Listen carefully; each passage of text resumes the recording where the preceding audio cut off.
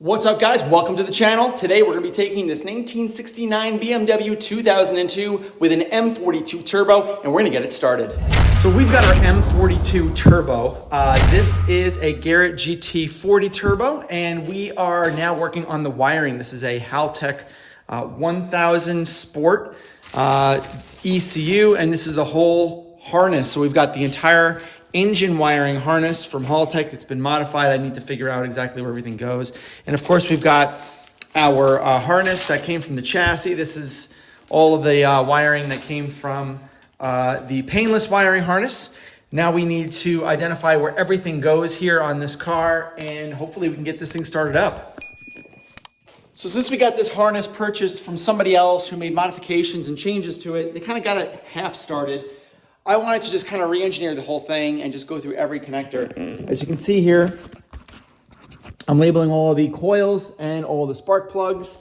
I am now figuring out exactly where all of these end up going. I've got powers, I've got grounds, I've got single weather packs, I've got my airline system for the turbo wastegate, and just tons of just other wires here that I have to go through. I think this is probably something to do with ignition or air metering. I'm not even sure, but I got to trace all this stuff back and figure out exactly where this goes, because I have a lot of wire here that I don't need for this swap. I just don't need it. I mean, I can probably cut it off. There's a lot of discrete inputs that are just not necessary for this swap.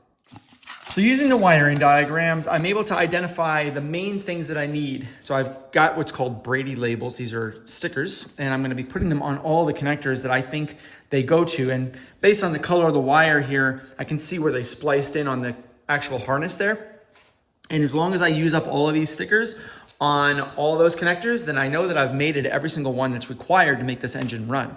So I'm going to take all this, including all the sensors here and the relays, and I'm going to be putting them where they belong. Now, if there's one thing that I like to do, one thing that I value most in an engine swap like this, it's to do things slowly and methodically, step by step, labeling everything as you're going, doing one thing at a time. Multitasking is not your friend here. So with a wiring harness like this, that's as complicated as it is, with a custom ECU that we don't really know what the previous owner has actually done, we kind of have to start from the ground up. All right, so I think I got most of them. I think that I should probably start with mounting this guy, which installs underneath the intake manifold. There's a bolt there and a bolt down here. If I were to install that, then everything else would kind of follow. What did I have here? So I got my alternator stuff here. I've got my starter stuff here. That makes a lot of sense. I've got some additional guys hanging out here. One of them is just engine temperature, which is the one I really care about.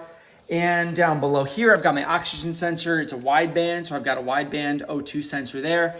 I've got a lot of extraneous wires that I don't really need. I've got my coils here that I have to modify and extend the harness so I can hit all the coils. And all the fuel injectors are already installed, and this is the harness for that. So most of everything that I need is there. And then of course I've got my my plumbing, right? So I got to get my vacuum plumbing going.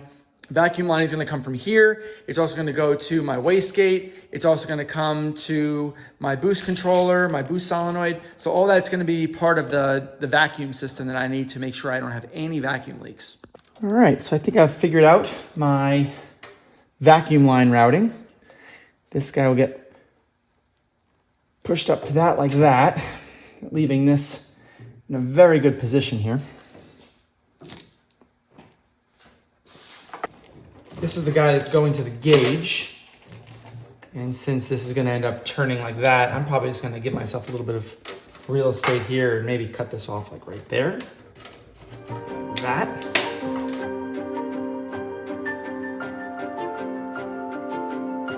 All right, so I did a lot of boring wiring here. I was able to identify my switch power terminal block and my constant power terminal block. I've got a ground terminal block that's connected to chassis ground. And I also connected my relays, my Haltech Sport 1000 ECU. I've got the wiring pretty much sorted. I've got all of my coils wired up, and the signals on the coils all wired up. That's all under there.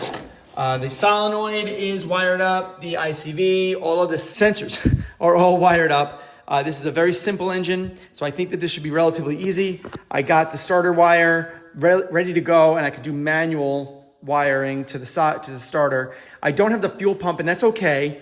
What I'd like to do though is I'd like to connect switch power. So this is power, and that's switched power. So if I were to connect this with the alligator clip from here to here, I know that this green wire here is the switch power that goes to all the relays and activates all the relays, and they're all grounded. So, and they all have battery power. So if I were able to do that, then I'd probably hear all these relays clicking. So let's try that. And let's see if I can get switch power to work. Ready? Okay.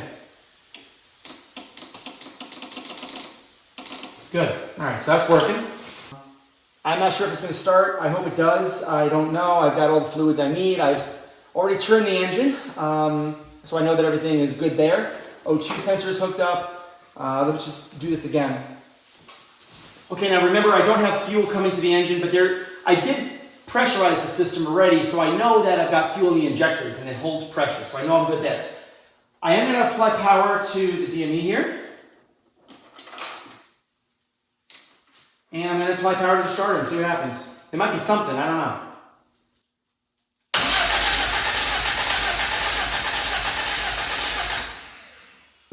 All right, so now I'm going to act fast. I got to turn the pump on. I'm thinking that maybe if I apply fuel pressure to the pump the entire time, maybe it will just prime the system and maybe I'll get fuel in there instead of just dribbling out from previous pressure setups. So I'm just going to put the fuel pump on constant pressure and start it from there.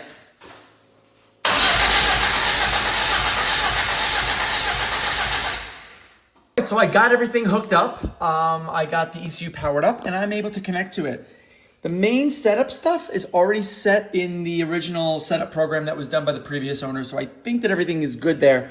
The M42 firing order, the number of cylinders, the fuel load source, all this stuff is all basically what I would expect it to do.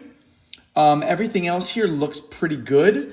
So I really don't think that the problem is the loading or the injectors or the ignition or anything like that. I think that the problem is probably wiring. Something is not getting power, whether it's the injectors or the coils. I think that it's one of those two things that's not getting the power it needs. So I think that what I'm finding here, and I'll show you really quick here, if I were to apply all this stuff, you can see this is just the live data.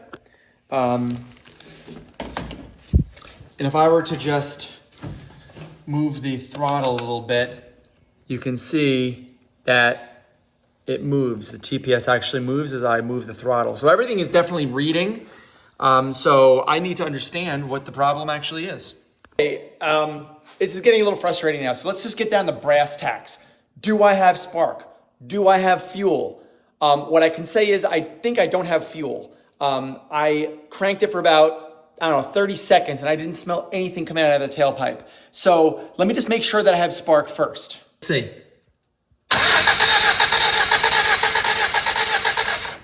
Yes, you can probably see that I did have spark. If everything else is working and I don't have fuel, well, let's just see if that theory really plays out and put in some starting fluid. So I've got a little thing right in here that I can spray some fluid in. Everything is still powered up. Now let me see if I can at least get a crank. Let's get something out of this. Ready? Got something. All right, it's a fuel problem. There it is. Okay.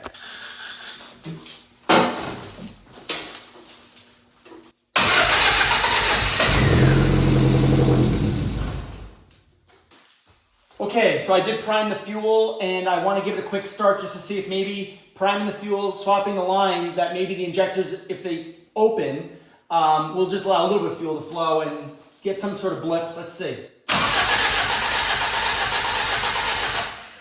Nothing. I want to try maybe manually cycling the injectors with 12 volts on each of the inputs individually and see if that does something. See if I can at least hear the click, you know? So I got power hooked up to power and I know exactly what pins I need to go into here. So if I were to just kind of zoom in on this and just go, you can hear the clicking.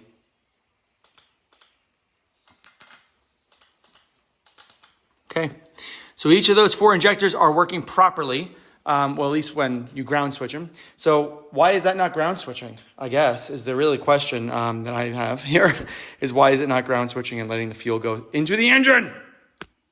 Okay, I think I might have figured it out, and it might have been an easier solution than I originally thought. So what I'm going to do is I'm going to turn the fuel pump on, and then I'm going to apply power, and then I'm going to turn the starter on. Okay. Now, switch power, and it should start up.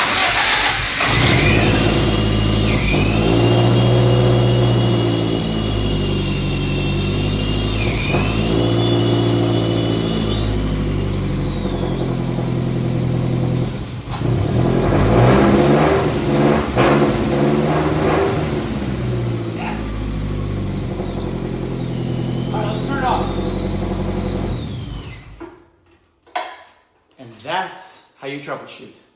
It was a bad relay all along. The relay was actually opening opposite. So it was a single pole double throw relay, but I had the wrong wire connected so that whenever you actually key on, it turns that relay off and you don't have the 12 volt power going to those injectors. So that was the problem. I need to clean up all the wiring and this thing will work. It'll fire up and I think it's just a matter of tuning from here on out.